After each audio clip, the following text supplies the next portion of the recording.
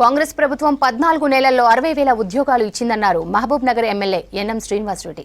త్వరలో మరిన్ని నోటిఫికేషన్లు రాబోతున్నాయని తెలిపారు.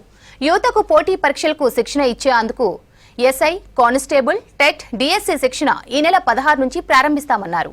మానవ వనరుల అభివృద్ధి అసలైన అభివృద్ధి అన్నారు ఎమ్మెల్యే ఎన్ఎం. యువతను వాళ్ళని దృష్టిలో పెట్టుకొని జాబ్ క్యాలెండర్ ఒకటి ఏర్పాటు చేసుకొని నిరంతరంగా ఎక్కడెక్కడ ఖాళీలు ఉన్నాయి వాటి భర్తీ కోసం ఏ ఎగ్జామ్స్ కండక్ట్ చేయాలా అనేది ఒక నిరంతర ప్రక్రియ కొనసాగుతూ ఉంది. మళ్ళీ కొన్ని వేల నోటిఫికేషన్స్ రాబోతూ ఉన్నాయి.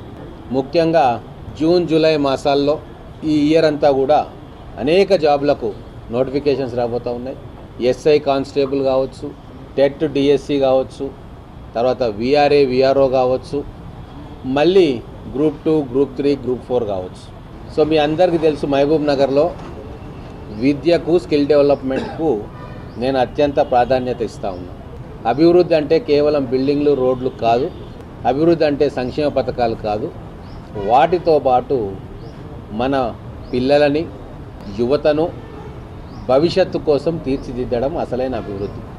ఏప్రిల్ 16వ తారీఖు నుంచి ఎస్ఐ కానిస్టేబుల్ అలాగే టెట్ డిఎస్సి మన మహబూబ్ నగర్లో నివాసం ఉండే యువతకి ఉచితంగా అత్యున్నత స్థాయి ట్రైనింగ్ ఇవ్వాలని చెప్పి నిర్ణయం తీసుకున్నాం.